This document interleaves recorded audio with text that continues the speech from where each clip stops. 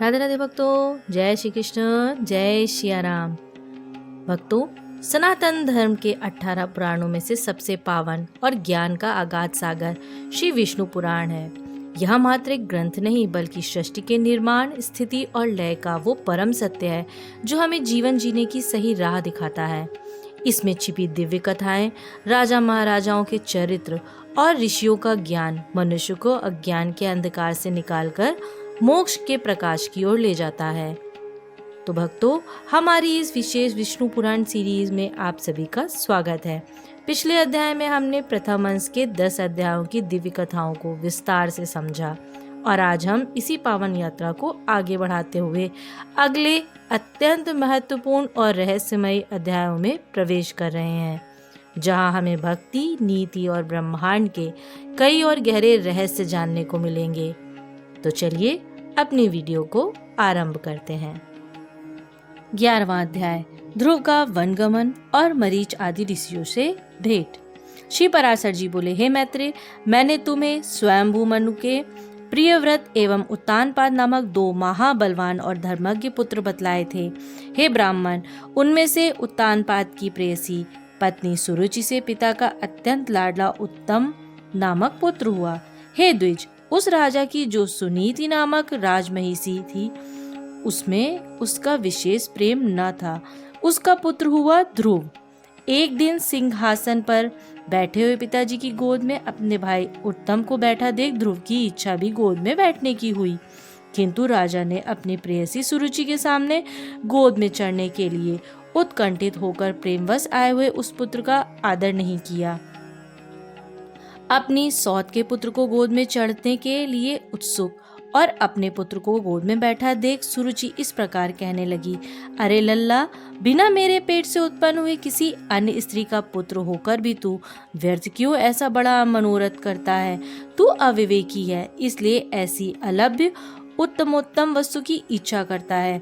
यह ठीक है कि तू भी इन्हीं राजा का पुत्र है, तथापि मैंने तो तुझे अपने गर्भ में धारण नहीं किया।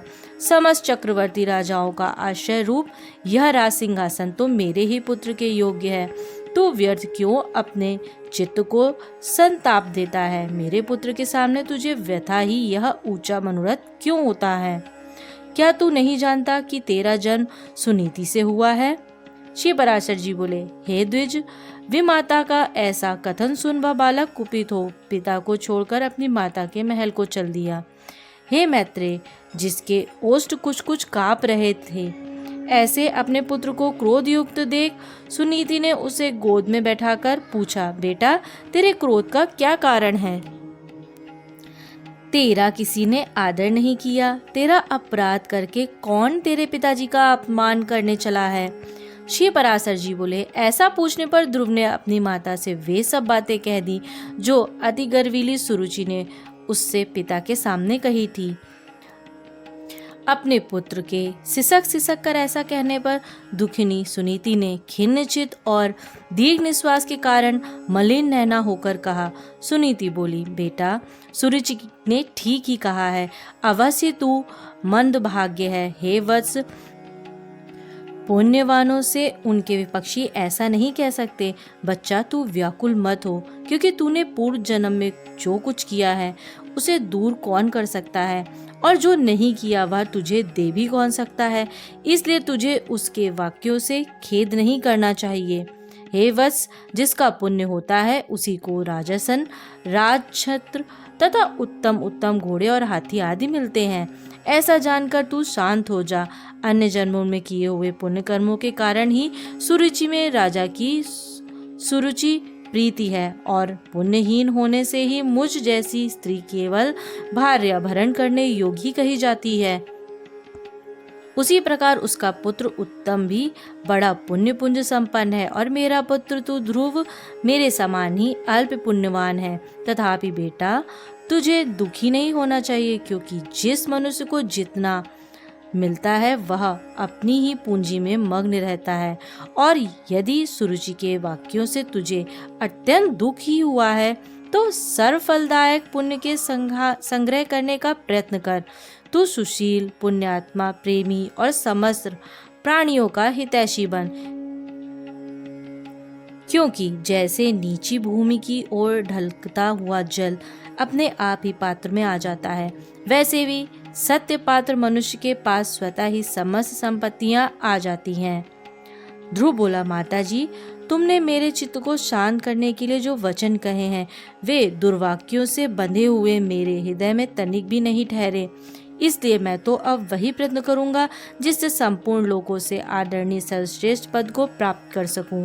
राजा की प्रेयसी तो अवश्य सुरुचि ही है और मैंने उसके उदर से जन्म भी नहीं लिया है। तथापि हे माता, अपने गर्भ में बढ़े हुए मेरा प्रभाव भी तुम देखना। उत्तम जिसको उसने अपने गर्भ में धारण किया है मेरा भाई ही है। पिता का दिया हुआ राजासन वही प्राप्त करे, ऐसा ही हो। माताजी, मैं किसी दूसरे के दिए हुए पद का इच्छुक नहीं हूँ। मैं तो अपने पुरुषार्थ से ही उस पद की इच्छा करता हूँ जिसको पिताजी भी नहीं प्राप्त किए हों। श्री पराशर जी बोले, माता से इस प्रकार कह ध्रुव उनके महल से निकल पड़ा और फिर नगर से बाहर आकर बाहरी उपवनों में पहुंचा। वहां ध्रुव ने पहले से ही आए हुए 7 मुनीश्वरों को कृष्ण मृग चर्म के बिछौने से युक्त आसनों पर बैठे देखा। उस राजकुमार ने उन सबको प्रणाम कर अति नम्रता और समुचित अभिवादन पूर्वक उनसे कहा। ध्रुव ने कहा, हे महात्माओं, मुझे आप सुनीति से उत्पन्न हुआ राजा उत्तानपाद का पुत्र जाने। मैं आत्मग्लानि के कारण आपके निकट आया हूँ। ऋषि बोले, राजकुमार, अभी तो तू 4-5 वर्ष का ही बालक है। अभी तेरे निर्वेदन का कोई कारण नहीं दिखाई पड़ता। तुझे कोई चिंता का विषय भी नहीं है, क्योंकि अभी तेरा पिता राजा जीवित है। और हे बालक, तेरी कोई इष्ट वस्तु खो गई हो ऐसा भी हमें दिखाई नहीं देता, तथा हमें तेरे शरीर में कोई भी व्याधि नहीं दिख रही है। तेरी ग्लानि का क्या कारण है? श्री पराशर जी बोले, तब सुरुचि ने उससे जो कुछ कहा था वह सब उसने कह सुनाया।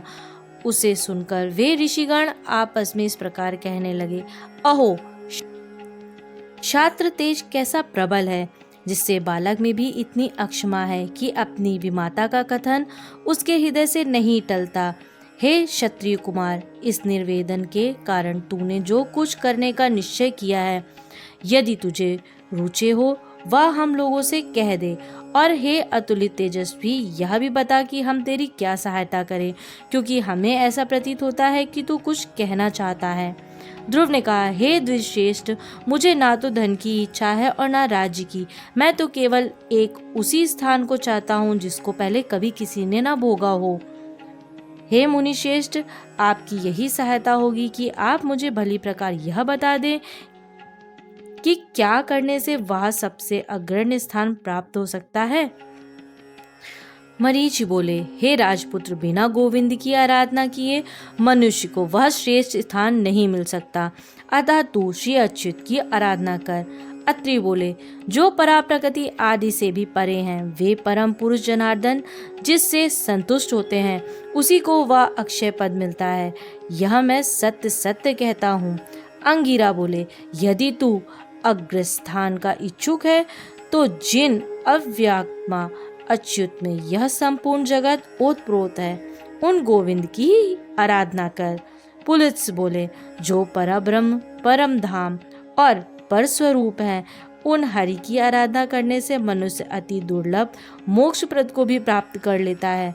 पुलह बोले, हे सुव्रत, जिस जगतपति की आराधना से इंद्र ने अत्युत्तम इंद्रप्रद प्राप्त किया है, तू उन यज्ञपति भगवान विष्णु की आराधना कर।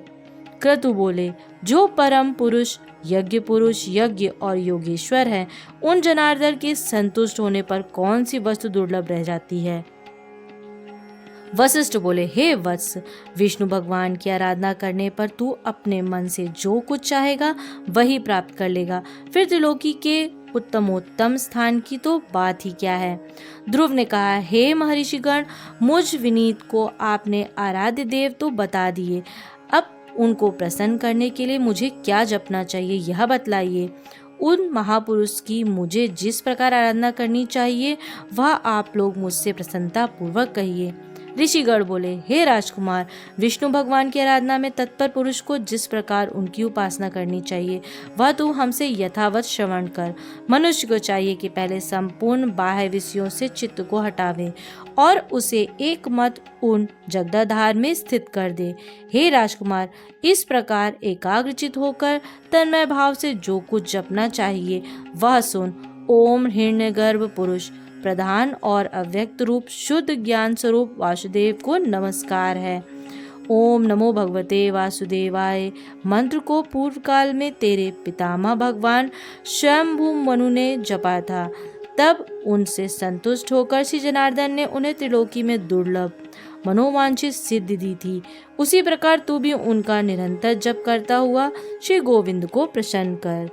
इस प्रकार 11वां अध्याय पूर्ण हुआ। 12वां अध्याय ध्रुव की तपस्या से प्रसन्न हुए भगवान का आविर्भाव और उसे ध्रुवप्रद दान। श्री पराशर जी बोले, हे मैत्रेय, यह सब सुनकर राजपुत्र ध्रुव उन महर्षि को प्रणाम कर उस वन से चल दिया और हे द्विज, अपने को कृतकृत्य सम्मान कर वह यमुना तटवती अति पवित्र मधुर नामक वन में आया। आगे चलकर उस वन में मधु नामक दैत्य रहने लगा था, इसीलिए वह इस पृथ्वी तल में मधुवन नाम से विख्यात हुआ। वही मधु के पुत्र लवण नामक महाबली राक्षस को मारकर शत्रुघ्न ने मधुरा मथुर नाम की पुरी बसाई थी। जिस मधुवन में निरंतर देव देव श्री हरि की सन्निधि रहती है, उसी सर्व पापाहारी तीर्थ में ध्रुव ने तपस्या की। मरीच आदि मुनीश्वरों ने उसे जिस प्रकार उपदेश किया था, उसने उसी प्रकार अपने हृदय में विराजमान निखिल देवेश्वर श्री विष्णु भगवान का ध्यान करना आरंभ किया। इस प्रकार हे विप्र, अन्यचित्त होकर ध्यान करते रहने से उसके हृदय में सर्वभूतांतर्यामी भगवान श्री हरि सर्वतो भाव से प्रकट हुए। हे मैत्रेय, योगी ध्रुव के चित्त में भगवान विष्णु के स्थित हो जाने पर सर्वभूतों को धारण करने वाली पृथ्वी उनका भार न संभाल सकी। उसके बाएं चरण पर खड़े होने से पृथ्वी का बायां आधा भाग झुक गया और फिर दाएं चरण पर खड़े होने से दायां भाग झुक गया, और जिस समय वह पैर के अंगूठे से पृथ्वी को बीच से दबाकर खड़ा हुआ तो पर्वतों के सहित समस्त भूमंडल विचलित हो गया। हे महामुने, उस समय नदी नद और समुद्र आदि सभी अत्यंत क्षुब्ध हो गए और उनके शोभ से देवताओं में भी बड़ी हलचल मची।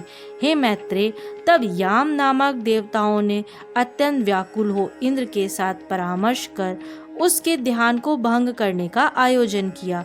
हे महामुने, इंद्र के साथ अति आतुर कुष्मांड नामक उप देवताओं ने नाना रूप धारण कर उसकी समाधि भंग करने आरंभ कर दी। उस समय माया ही से रची हुई उसकी माता सुनीति नेत्रों में आंसू भरे उसके सामने प्रकट हुई और हे पुत्र ऐसा कहकर करुणायुक्त वचन बोलने लगी। उसने कहा, बेटा, तू शरीर को गुलाने वाले इस भयंकर तप का आग्रह छोड़ दे। मैंने बड़ी बड़ी कामनाओं द्वारा तुझे प्राप्त किया है। अरे, मुझ अकेली अनाथा दुखिया को सौत के कटु वचनों से छोड़ देना तुझे उचित नहीं है। बेटा, मुझ आश्रयहीन का तो एकमात्र तू ही सहारा है। कहाँ तो 5 वर्ष का तू और कहाँ तेरा यह अति उग्र तप। अरे, इस निष्फल कलेशकारी आग्रह से अपना मन मोड़ ले। अभी तो तेरे खेलने कूदने का समय है, फिर अध्ययन का समय आएगा, तदंतर समस्त भोगों के भोगने का, और फिर अंत में तपस्या करने भी ठीक होगा। बेटा, तुझ सुकुमार बालक का जो खेल कूद का समय है उसी में तू तपस्या करना चाहता है, तो इस प्रकार क्यों अपने सर्वनाश में तत्पर हुआ है? तेरा परम धर्म तो मुझको प्रसन्न रखना ही है, अतः तू अपनी आयु और अवस्था के अनुकूल कर्मों में ही लग। मोह का अनुवर्तन ना कर और इस तप रूपी अधर्म से निवृत्त हो। बेटा, यदि तू आज इस तपस्या को न छोड़ेगा तो देख, तेरे सामने ही मैं अपने प्राण छोड़ दूंगी। श्री पराशर जी बोले, हे मैत्रेय, भगवान विष्णु में चित्त स्थिर होने के कारण ध्रुव ने उसे आंखों में आंसू भरकर इस प्रकार विलाप करती देखकर भी नहीं देखा। तब अरे बेटा, यहाँ से भाग भाग, देख या महाभयंकर वन में ये कैसे घोर राक्षस अस्स उठाए आ रहे हैं। ऐसा कहती हुई वह चली गई और वहाँ जिनके मुख से अग्नि की लपटें निकल रही थी, ऐसे अनेकों राक्षसगण अस्त्र शस्त्र संभाले प्रकट हो गए।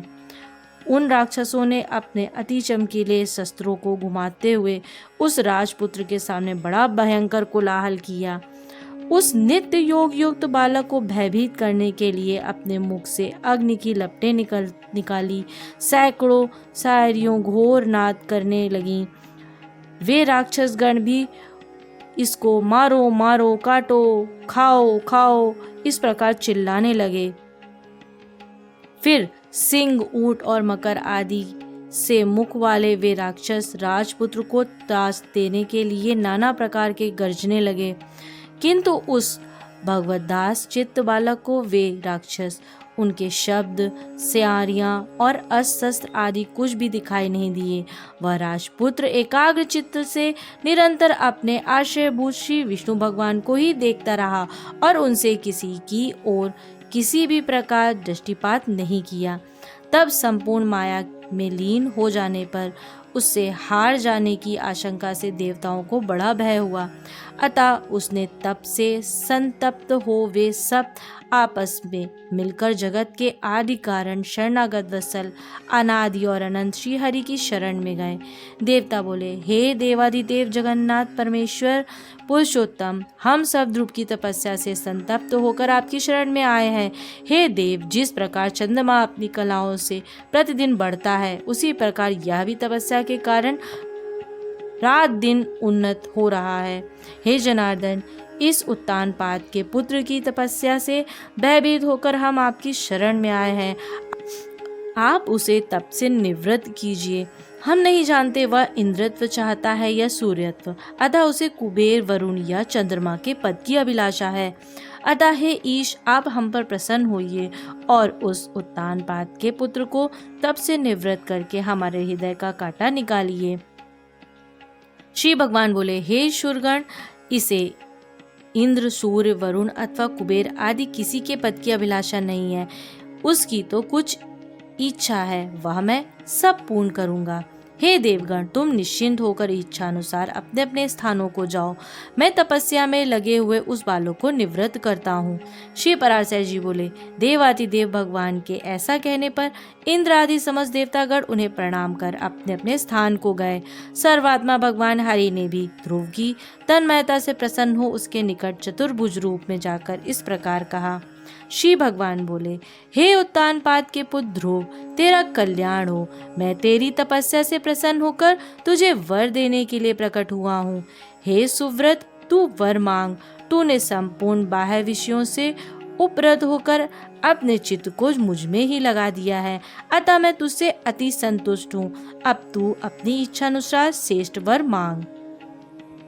श्री पराशर जी बोले, देवाधिदेव भगवान के ऐसे वचन सुनकर बालक ध्रुव ने आंखें खोली और अपनी ध्यानावस्था में देखे हुए भगवान हरि को साक्षात अपने सम्मुख खड़े देखा। श्री अच्युत को किरीट तथा शंख, चक्र, गदा, सांग, धनुष और खड्ग धारण किए देख उसने पृथ्वी पर सिर रखकर प्रणाम किया और सहसा रोमांचित तथा परम भयभीत होकर उसने देवाधिदेव की स्तुति करने की इच्छा की।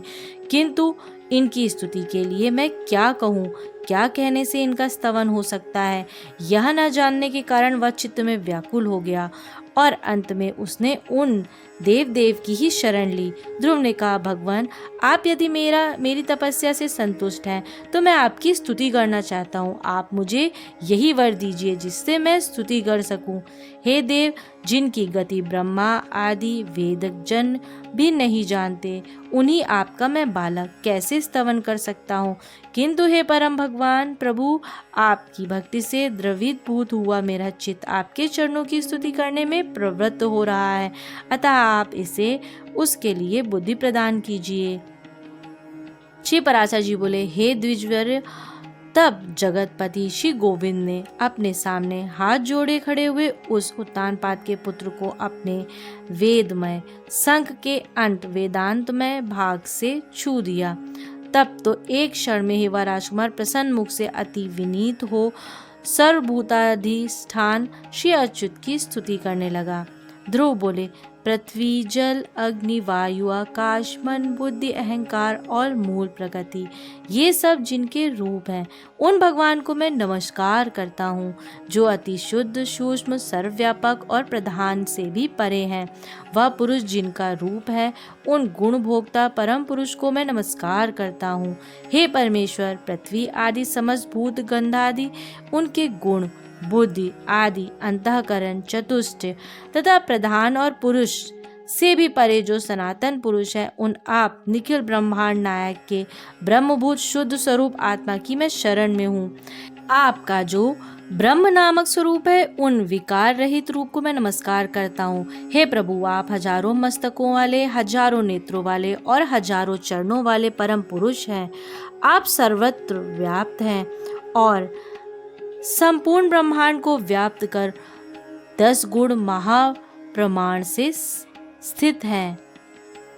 हे पुरुषोत्तम, भूत और भविष्य जो कुछ पदार्थ हैं, वे सब आप ही हैं तथा विराट, स्वराट, सम्राट और अधिपुरुष, ब्रह्मा आदि भी सब आप ही से उत्पन्न हुए हैं। वे ही आप इस पृथ्वी के नीचे, ऊपर और इधर उधर सब ओर बढ़े हुए हैं। यह संपूर्ण जगत आप ही से उत्पन्न हुआ है तथा आप ही से भूत और भविष्यत हुए हैं। यह संपूर्ण जगत आपके स्वरूप भूत ब्रह्मांड के अंतर्गत है। फिर आपके अंतर्गत होने की तो बात ही क्या है, जिसमें सभी पुरोडाशकों का हवन होता है। वह यज्ञ, प्रशदार्ज्य, दधि और घृत तथा ग्राम्य और वन्य 2 प्रकार के पशु आप ही से उत्पन्न हुए हैं। आप ही से ऋक्, साम और गायत्री आदि छंद प्रकट हुए हैं। आप ही से यजुर्वेद का प्रादुर्भाव हुआ है और आप ही से अश्व तथा एक और दांत वाले महिष आदि जीव उत्पन्न हुए हैं। आप ही से गौओं, बकरियों, भेड़ों और मृगों की उत्पत्ति हुई है। आप ही के मुख से ब्राह्मण, बाहुओं से क्षत्रिय, जंघा से वैश्य और चरणों से शूद्र प्रकट हुए हैं तथा आप ही के नेत्रों से सूर्य, प्राण से वायु, मन से चंद्रमा, भीतरी छिद्र से प्राण, मुख से अग्नि, नाभि से आकाश, सिर से स्वर्ग, श्रोत्र से दिशाएं और चरणों से पृथ्वी आदि उत्पन्न हुए हैं। इस प्रकार हे प्रभु, यह संपूर्ण जगत आप ही से प्रकट हुआ है। जिस प्रकार नन्हे से बीज में बड़ा भारी वट वृक्ष रहता है, उसी प्रकार प्रलय काल में यह संपूर्ण जगत बीज स्वरूप आप ही में लीन रहता है। जिस प्रकार बीज से अंकुर रूप से प्रकट हुआ वट वृक्ष बढ़कर अत्यंत विस्तार वाला हो जाता है, उसी प्रकार सृष्टि काल में यह जगत आप ही से प्रकट होकर फैल जाता है। हे ईश्वर, जिस प्रकार केले का पौधा छिलके और पत्ते से अलग दिखाई नहीं देता, उसी प्रकार जगत से आप पृथक नहीं हैं, वह आप ही में स्थित देखा जाता है।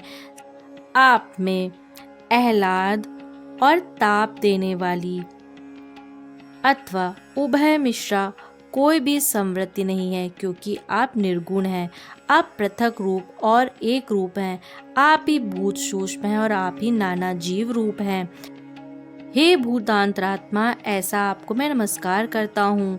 योगियों के द्वारा अंतःकरण में आप ही महत्वत्व प्रधान पुरुष, विराट, सम्राट और स्वराट आदि रूपों से भावना किए जाते हैं और पुरुषों में आप नित्य अक्षय हैं।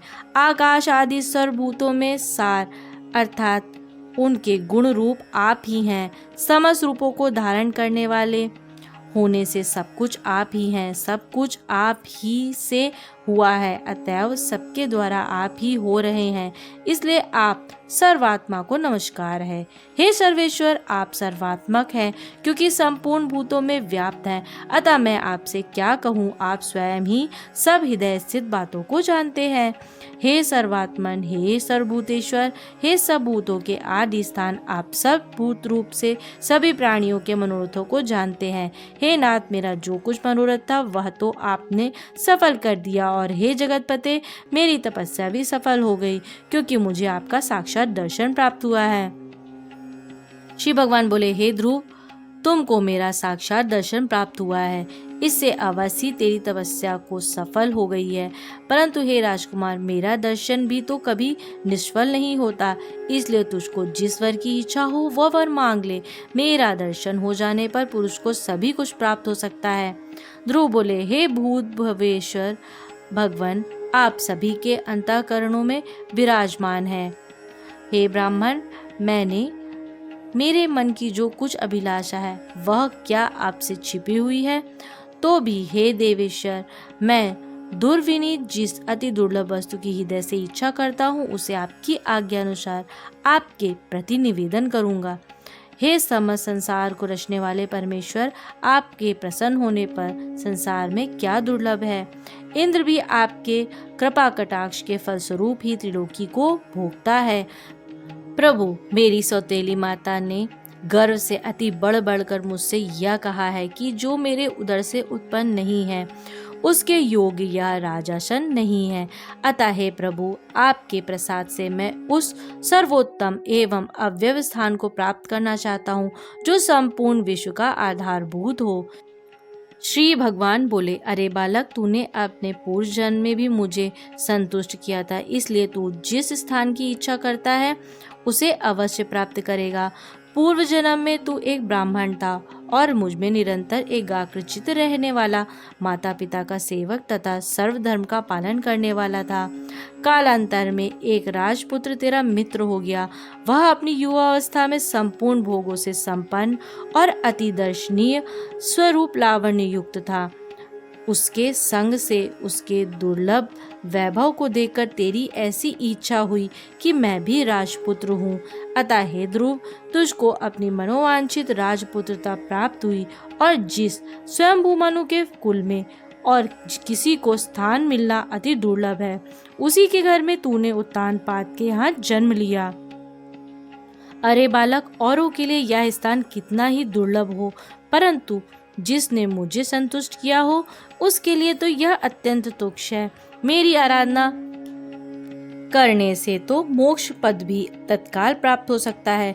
फिर जिसका चित्त निरंतर मुझ में ही लगा हुआ है उसके लिए स्वर्ग आदि लोकों का तो क्या ही कहना। हे ध्रुव, मेरी कृपा से तू निसंदेह उस स्थान में जो त्रिलोकी में सबसे उत्कृष्ट है, संपूर्ण ग्रह और तारामंडल का आश्रय बनेगा। हे ध्रुव, मैं तुझे वह ध्रुव निश्चल स्थान देता हूँ जो सूर्य, चंद्र, मंगल, बुध, बृहस्पति, शुक्र और शनि आदि ग्रहों, सभी नक्षत्रों, सप्तऋषियों और संपूर्ण विमानचारी देवता गणों से ऊपर है। देवताओं में से कोई तो केवल 4 युग तक और कोई 1 मनवंतर तक ही रहते हैं, किंतु तुझे मैं 1 कल्प तक की स्थिति देता हूँ। तेरी माता सुनीति भी अति स्वच्छ तारा रूप से उतने ही समय तक तेरे पास एक विमान पर निवास करेगी, और जो लोग समाहित चित्त से सायंकाल और प्रातःकाल के समय तेरा गुण कीर्तन करेंगे उनको महान पुण्य होगा। श्री पराशर जी बोले, हे महामते, इस प्रकार पूर्व काल में जगतपति देवातिदेव भगवान जनार्दन से वर पाकर ध्रुव उस अत्युत्तम स्थान में स्थित हुए। हे मुने, अपने माता पिता की धर्म पूर्वक सेवा करने से तथा द्वादशाक्षर मंत्र के महात्म और तप के प्रभाव से उनके मान, वैभव एवं प्रभाव की वृद्धि देखकर देव और असुर के आचार्य शुक्रदेव ने ये श्लोक कहे हैं। अहो, उस ध्रुव के तप का कैसा प्रभाव है, अहो उसकी तपस्या कैसा अद्भुत फल है, जो उस ध्रुव को ही आगे रखकर सब ऋषिगण स्थित हो रहे हैं।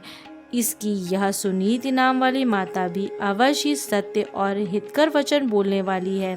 संसार में ऐसा कौन है जो उसकी महिमा का वर्णन कर सके, जिसने अपनी कोख में उस ध्रुव को धारण करके त्रिलोकी का आश्रयभूत अति उत्तम स्थान प्राप्त कर लिया, जो भविष्य में भी स्थिर होने वाला है।